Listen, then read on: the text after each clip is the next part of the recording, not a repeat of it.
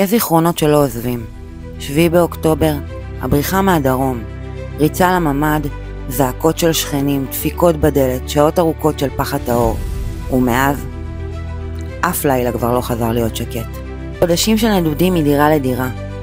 הגוף שלה קרס, אירוע מוחי, שיקום ארוך, גמגום, מקל הליכה. פוסט טראומה שמלווה כל נשימה.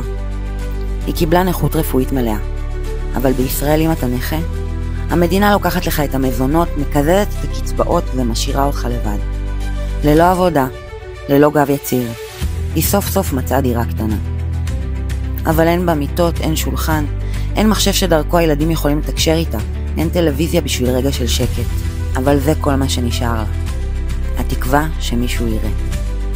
קמפיין חירום נפתח כדי להצליח להתחיל מחדש. כל תרומה, כל שיתוף, כל תפילה, תציל אותם. אנחנו יודעים שכבר קשה לכם, אנחנו יודעים שכבר אין לכם כסף, אנחנו יודעים כמה תרמתם, כמה נתתם. ואנחנו מבקשים עוד קצת. תנו לנו את הפוש האחרון שלכם. שקל אחד מכל אחד מכם ונגיע למטרה.